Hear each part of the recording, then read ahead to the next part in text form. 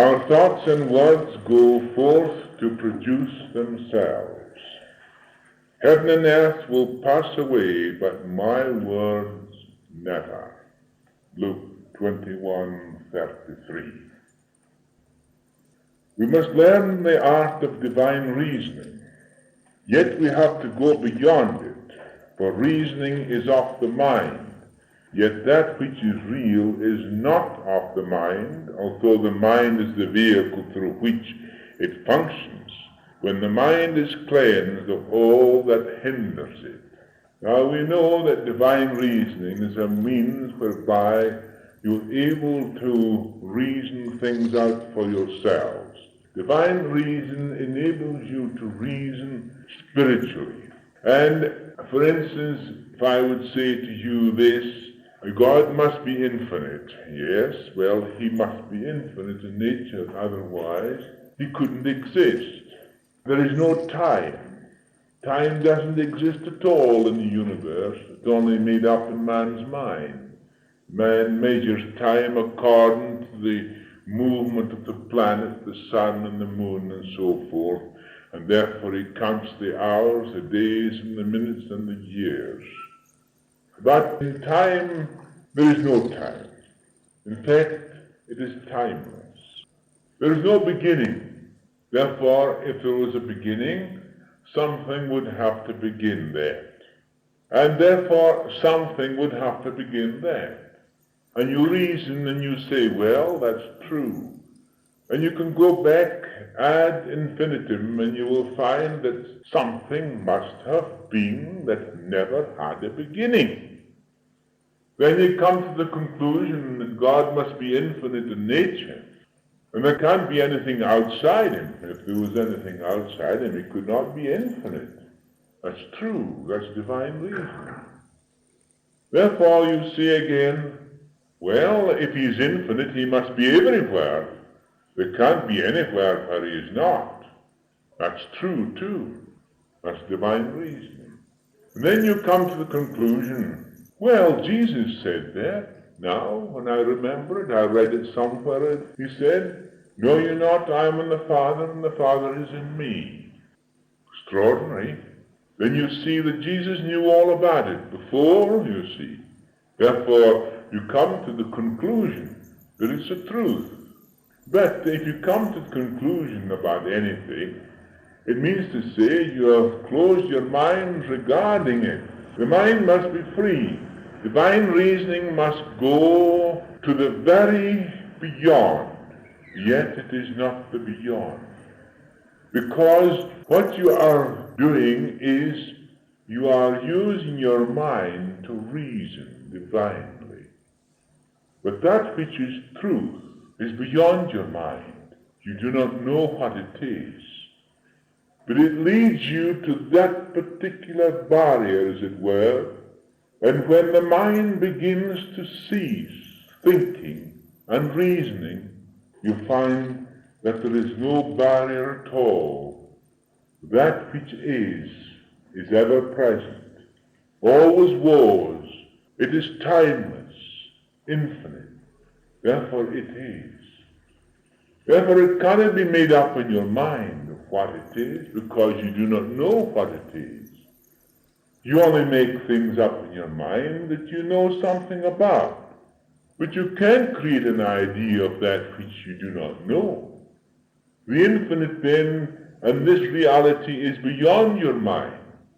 If you try to make an idea of it, an image of it, you have lost it. But that which is yourself. That creativeness within man. That creativeness that is the livingness in you. That is that which is eternal and ever-present. It can't be anything else. Therefore, it is when the mind ceases to think that you reach that which is beyond your mind. I have often been in that particular state when I have ceased to think. And I have found then, at that particular time, that I couldn't think at all. My mind was in that state of complete quiescence. Nothing could move it. It was this calm as the lake surface without a single breeze that would ruffle the surface. So silent was the surface, I couldn't think. And there in that silence, I knew. There was that knowing, not thinking or creating in my mind something about it, but that which really is and is eternal and ever-present was there. And I knew that I was it. That is then the state of mind when it is quiet, silent, when reality is. Now you try, don't you, to build an idea in your mind about what reality is. When I have told you so often, I'm not going to give you some idea about reality. I'm going to take all your ideas of reality away from you. And by doing so, then you will find reality. But if I give you another idea, no matter how great the idea could be, most elevated idea, so elevated that it's beyond anything you had ever thought of, it would still be an idea, but it would keep you from knowing what reality is, keep you from experiencing reality as it is itself, life. Therefore, I'm speaking in relative terms, and I've got to speak in these words, because there is no other means how we can communicate.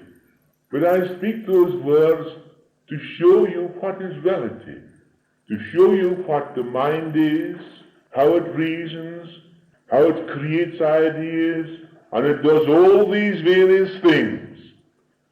I'm showing you that that is not truth. The mind of man is steadily unfolding the knowledge of the world of things. This is a process that we must understand, for without understanding this process, we are caught up in it. And the same prevents that which is real from expressing its true nature in us. Knowledge can become binding unless we are aware of this fact.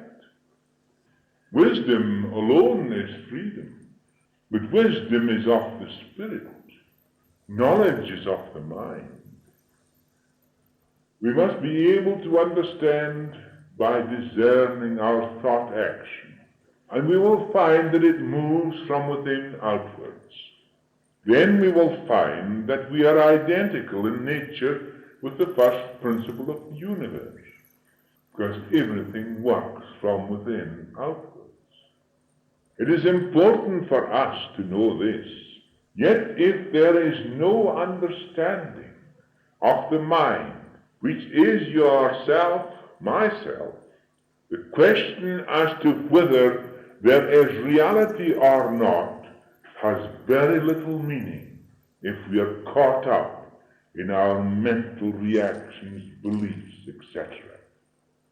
Therefore, it doesn't matter one iota to the mind that is caught up in ideas, whether reality exists or not. And if one is caught up in our beliefs, it doesn't matter to that individual whether reality exists or not, because he's living in his belief. The world is living in beliefs today. That is the cause of all our misery.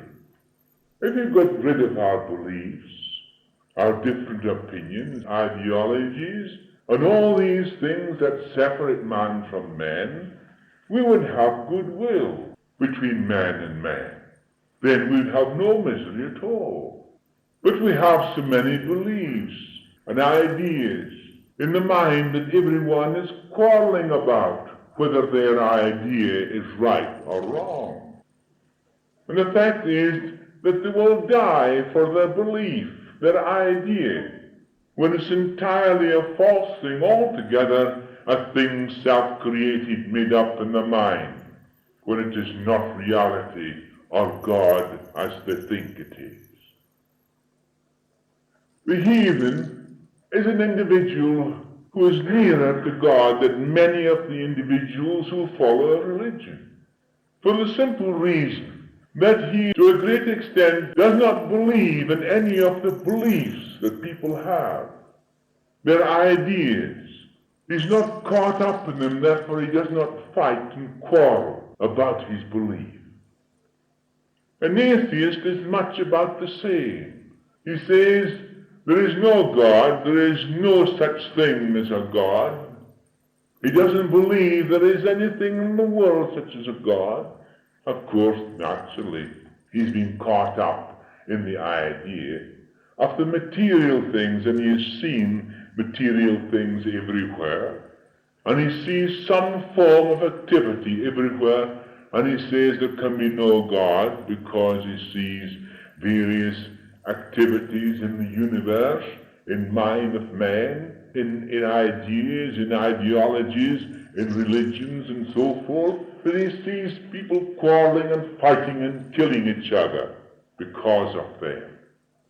Now, all the misery in the world today is created out of man's mind. Man creates the misery.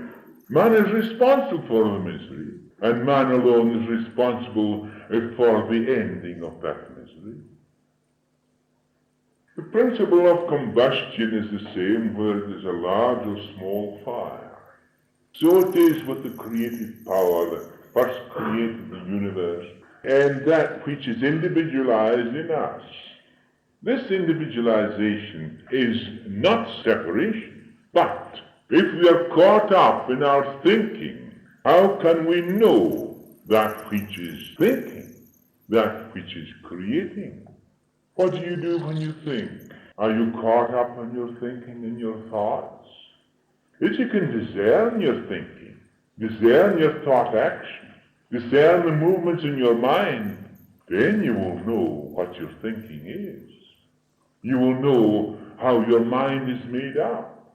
But if you're caught up in your thinking, you'll never know that which is thinking.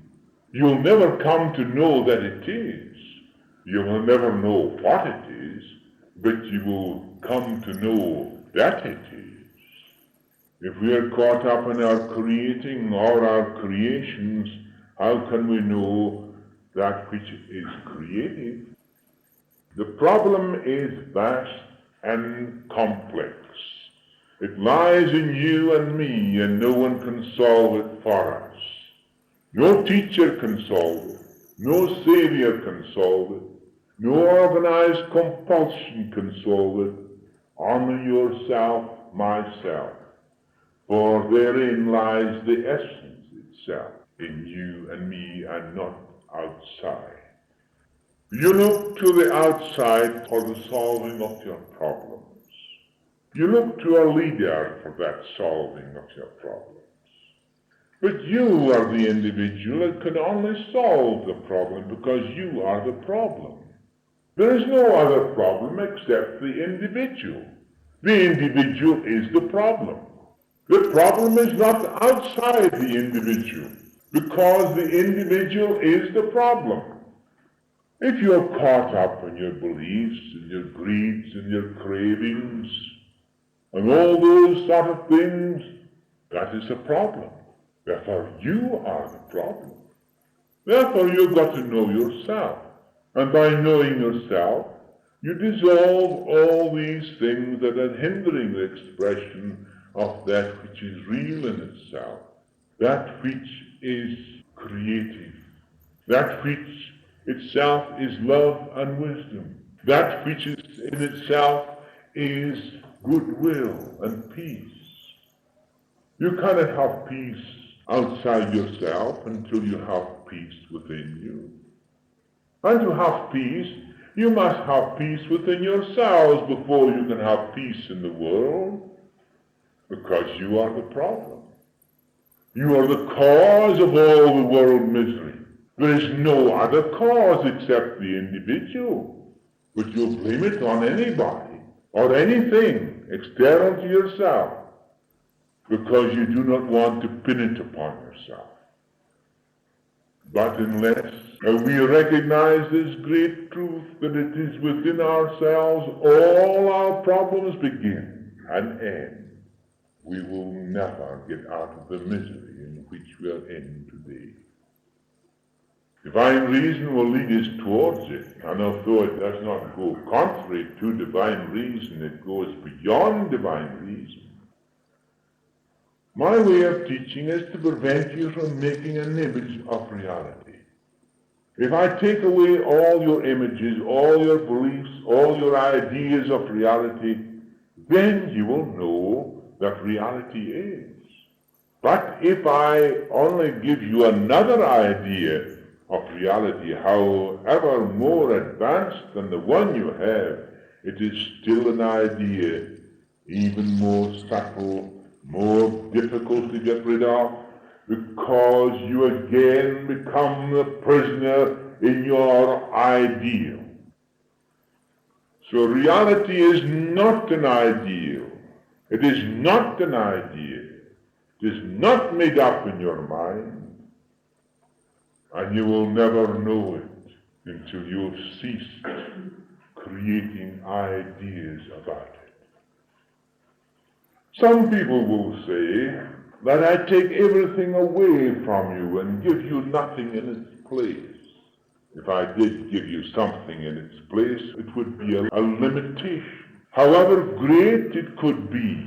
But if I take away from you that which is preventing the expression of reality, which is not an idea, not an image, not a belief, there will be no limitation, for reality is everything in itself, ever present, and that which is ever present is not made up in your mind. Yet you are limited by your own ideas, which is not the reality. Therefore I can only explain that which is not true. Then that which is truth will reveal itself to you. It is ever present and eternal, unlimited, unconditional. But with your ideas you condition yourself. With your beliefs you condition yourself. And if you can discern how you are conditioning yourselves, then your conditioning will cease. But if you cannot discern how your conditioning will cease, it will continue. And you'll be caught up in your conditioning, and your thinking and your actions will be according to that conditioning. That's how you think, that's how you act.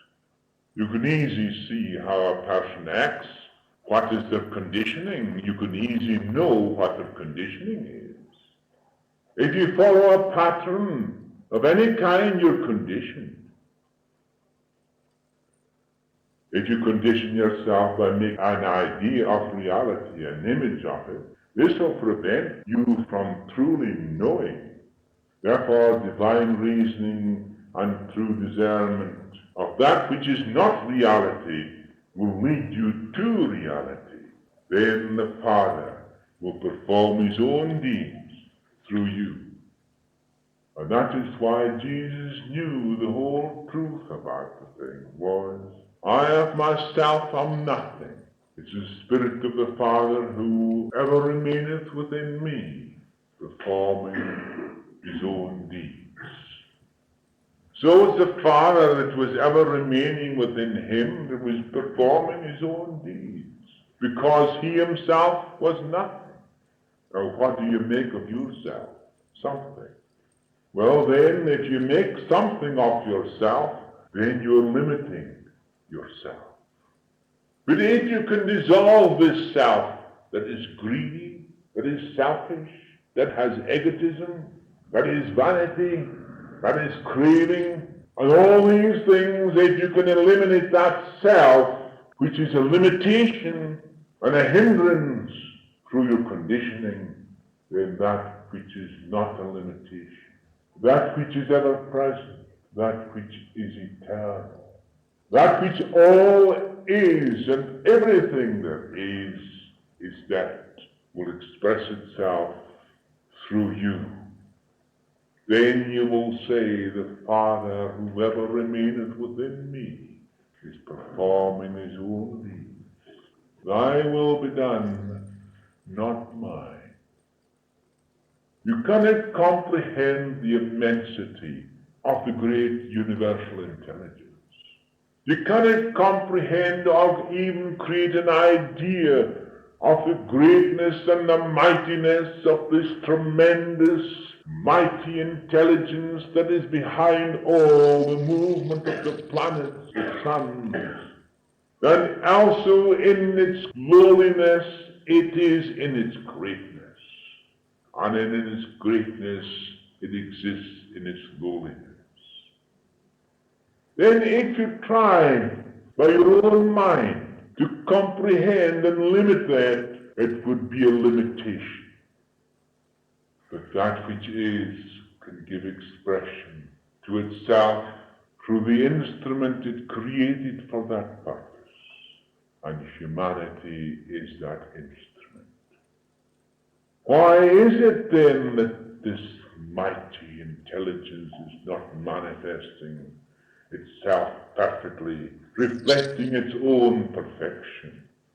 Because stupid man has created so many ideas about it.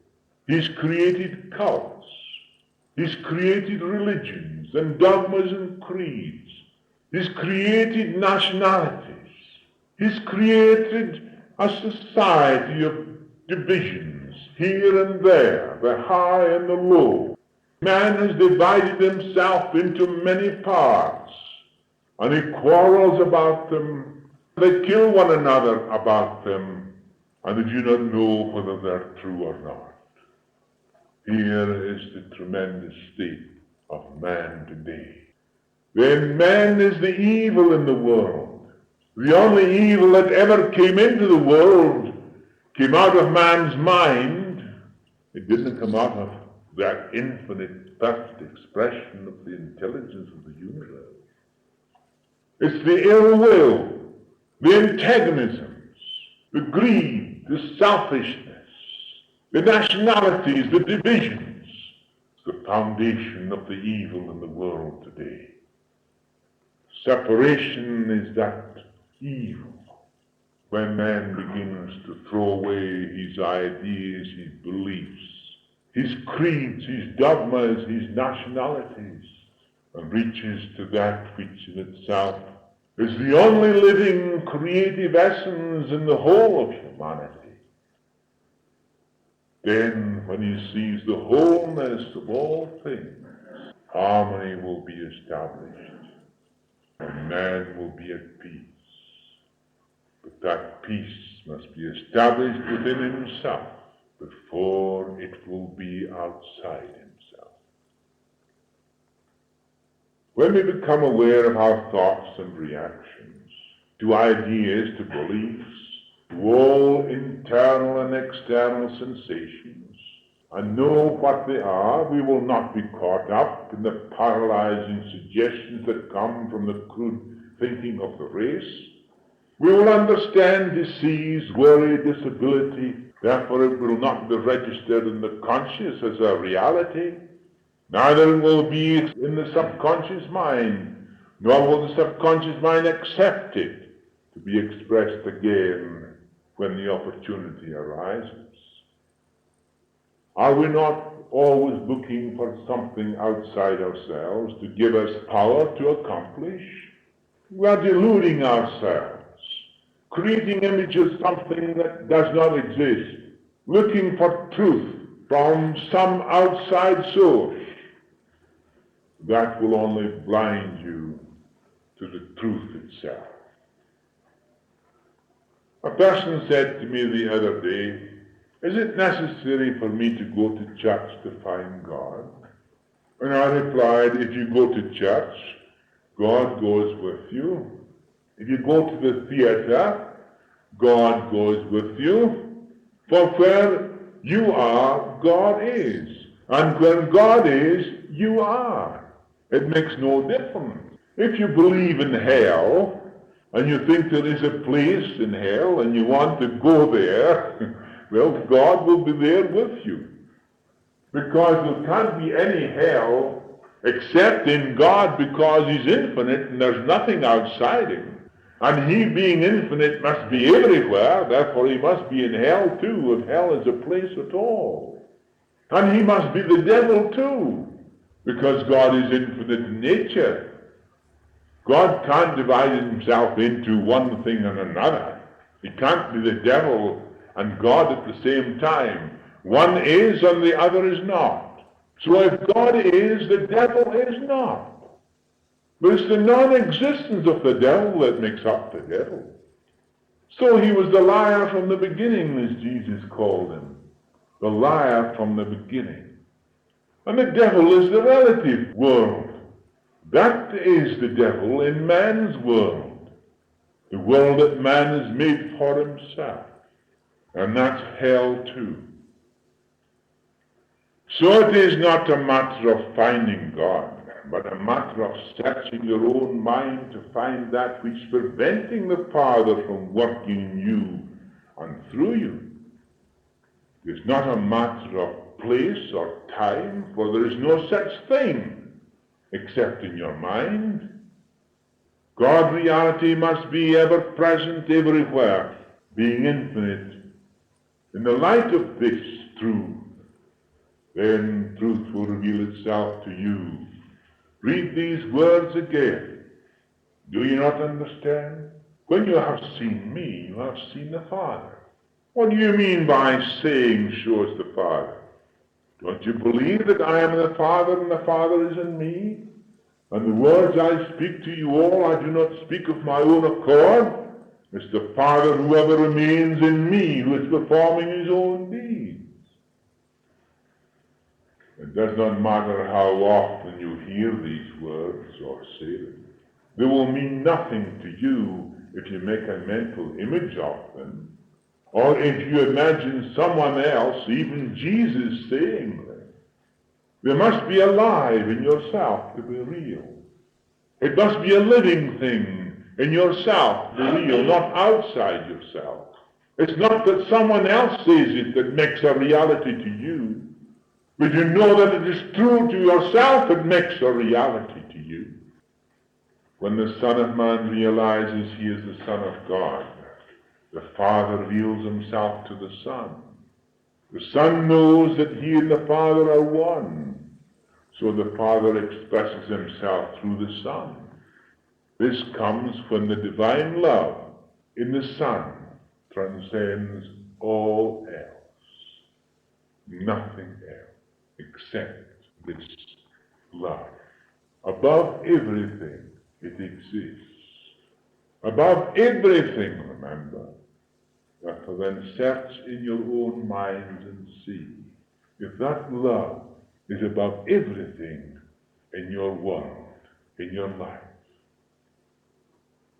True expression is always assured when love rules our lives, when our minds are free from possessiveness, free from greed, free from envy, hate, free from separation, which includes nationalities, creeds, etc. Then never a word can be out of place, because you will not be conditioned. Therefore your thought and speech will be pure. This was the state of the Master. The same can be for us also, for the same life runs through all. And the great, wonderful truth that the Master showed us was this, that he was not different to ourselves. I and you and me and we and them, all one. There is other folds I must go to and bring them in, so that there will only be one fold and one shepherd. That is to say, there are many different types of beliefs in the world. Many nationalities of the world who are separate folds, but they themselves have separated themselves, made themselves separate folds. The Master's words were clear and distinct. I must go and bring them, so that there will be one fold and one shepherd. I am making you conscious of a state that perhaps has not been revealed to you before. As we think, so we speak, and our thoughts and words go forth to reproduce themselves in our lives and in the lives of others. So James Jean said these words, the whole universe is a mental phenomenon, yet consciousness is not the product of mind, but a directing power within the mind itself. Thought is governed by law, and the reason why we have so little faith is because we lack understanding of this fact. When we know that everything works according to divine law, we begin to know and feel the meaning of faith. Thy faith hath made thee whole. So simple is the rule when we understand. Wholeness is ever present. It isn't something you have to create. Wilt you be as wholeness is now? You do not create wholeness. It is. It exists at that very moment. It exists eternally. You can have that wholeness and completeness now. If wholeness was not now, it could never be, another impossibility. Faith is feeling and thought, the knowledge that the thought will bring about just what it is itself is understanding faith. But when faith and fear are linked together in ignorance, we have a confusion of duality in which there is chaos and lack of confidence in ourselves. Faith and fear, one is uppermost and the other is down. When faith is up, fear is down. When fear is up, faith is down. These two are linked in the mind. They are mental creations. They are not reality. They are not the faith that Jesus said, thy faith hath made thee whole. So in our belief in duality, we pray in our confusion without result. So if your mind is confused and you pray, how can you get any results with a mind confused? The first thing you do is to get rid of your confusion through understanding. If you live in opposites, such as good and evil, success and failure, health, ill health, and all the rest of the dualities, you are in confusion, are you not? And if you know that you are living in opposites, you will get rid of these opposites, unless your eye be single. If we do not understand this, we'll continue to condition ourselves and then rebel against this conditioning, thereby intensifying our troubles because we live in opposites, which is a belief in the reality of our troubles. Everything works in accordance with the divine law, that the law of thought is as definite as the law of mathematics. When we realize that ill health, unhappiness, lack, and every condition is a result of our conditioned thought, consciously or unconsciously, we will agree immediately that a working knowledge of the law governing our thought world is vitally important. It has been proved that thought takes root in the mind and produces fruit after its kind. Our thought then goes forth according to our conditioning. How are you conditioned? Look into your minds and you will see how you are conditioned. To improve our living in this world of ours, we must first improve ourselves through our discernment of our thought, feeling, reaction. For if we are caught up in them, they will show in our lives and environment. To be ignorant of this is to be like a child playing with fire. We have already learned that mind is one whole substance, quiescent in nature, underlying all things, and forms into ponderable substance, into effects which become visible to us. These effects are just mind in action.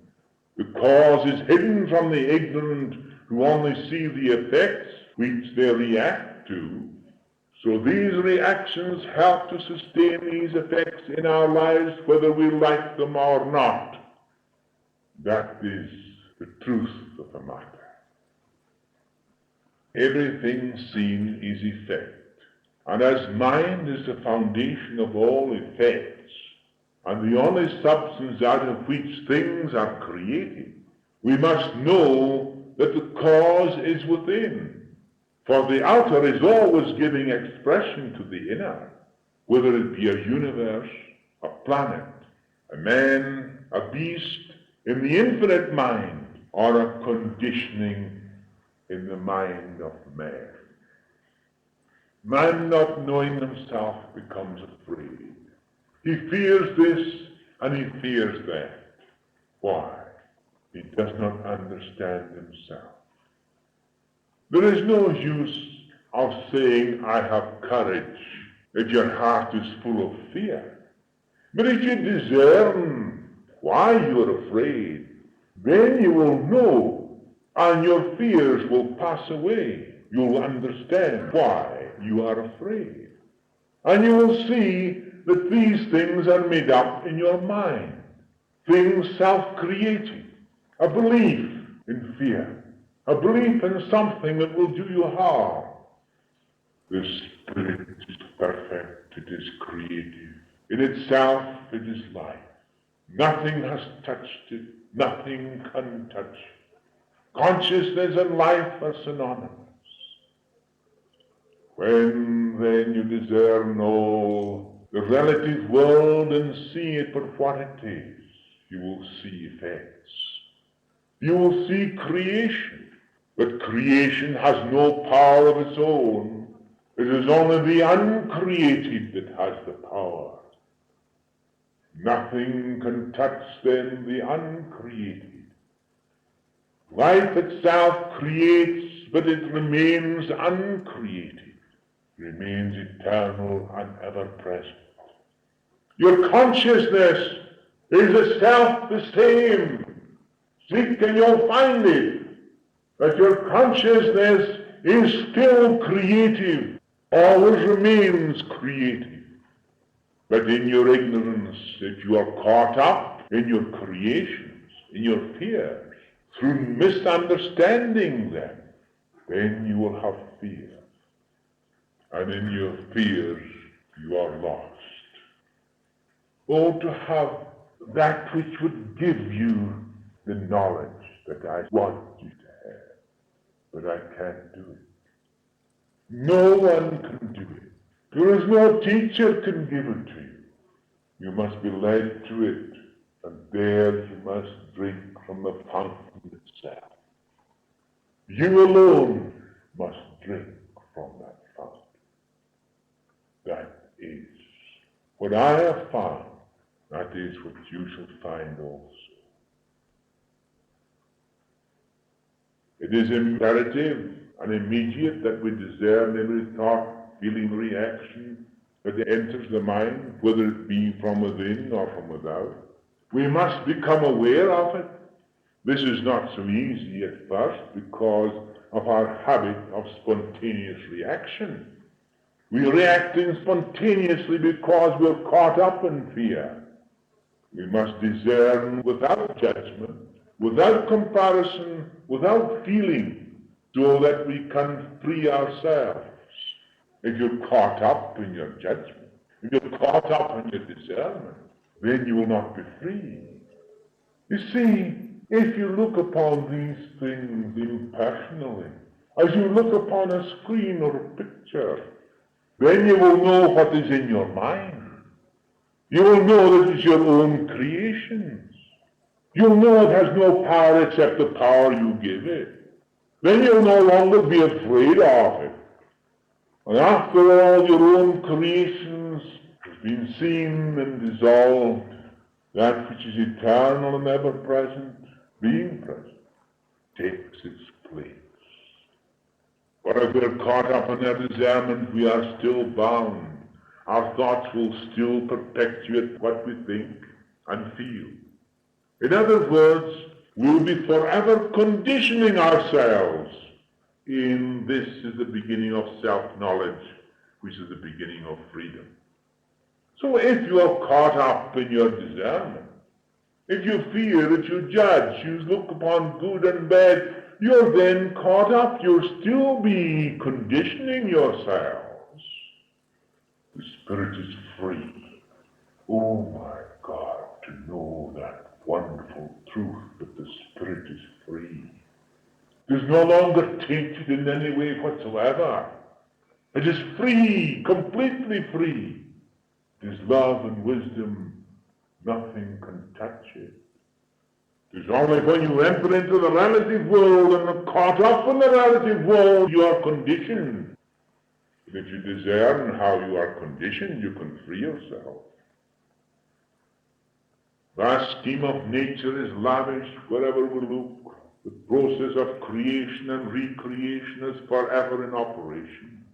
We have not yet realized the universality of all substance, that consciousness and mind are the active principles which set cause into effect, and thus we are related to all that exists.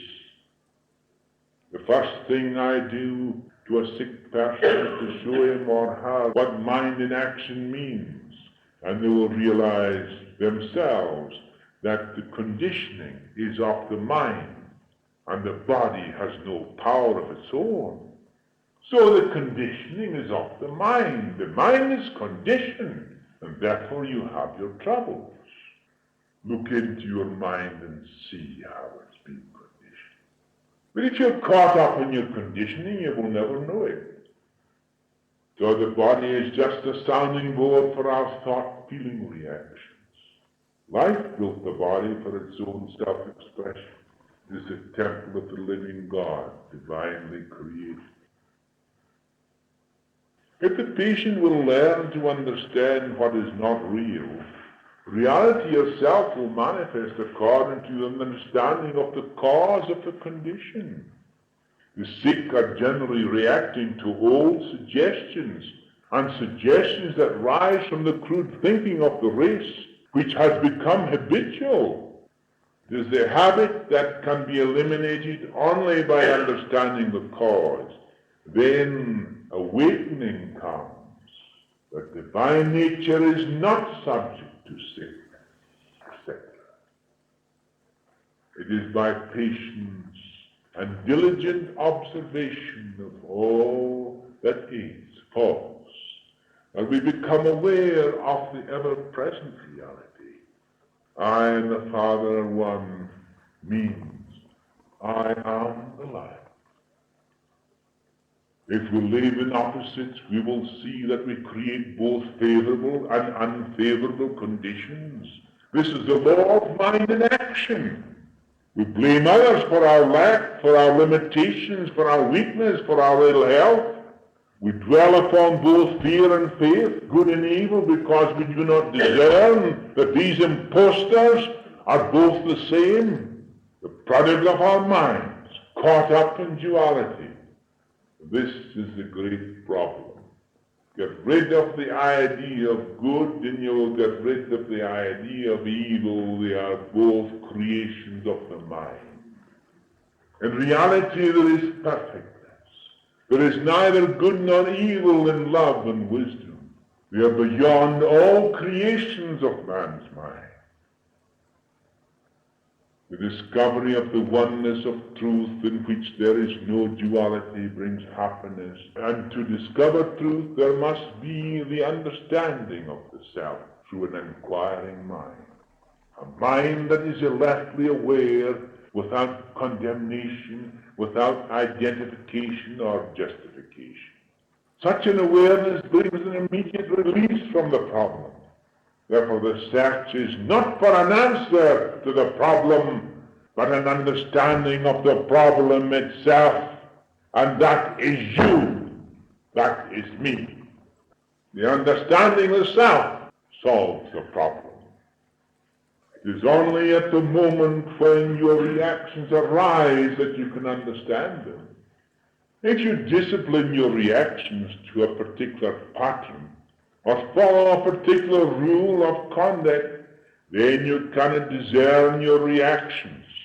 Freedom comes from the release from reactions, not from disciplining of the reaction.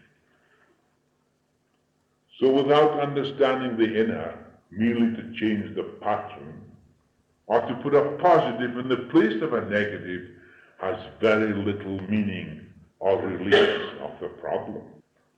To bring lasting reorganization in the outer, we must begin with the self and the ways of the self.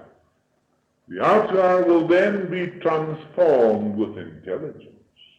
Then you will know yourself to be now free from all conditioning when you discern how you are conditioned and why. Take heed to yourselves. If your brother sins, check him. If he repents, forgive him. Even if he sins against you 7 times in one day, and turns to you 7 times saying, I repent, you must forgive him. Luke 17, 3 and 4. That is to say that you must have nothing and hold nothing against your brother, because your brother is yourself. Love your neighbor as yourself. Benediction. Almighty One, thou art all that exists. I have no place outside thee, and time does not separate us, for we are one in thy timeless state. Thy omnipresence frees us from all conditioning when I can see the cause within my mind. Thy omnipresence gives me all power in heaven and on earth, because we are one. Thy omniscience gives me thy wisdom and knowledge to work in harmony with thy creation. Thy love is thy perfection in me. O beautiful one, hide from my eyes, O lovely one, all that seems unkind in others, so that thy love alone shall remain forever in me, O beloved one. Think that then we can hide all that is unkind in others. It can be dissolved away immediately, so that that love that is eternal and ever-present would always remain in us. That then is the peace which we have within ourselves. That is the peace then that the world will have, because we are the one.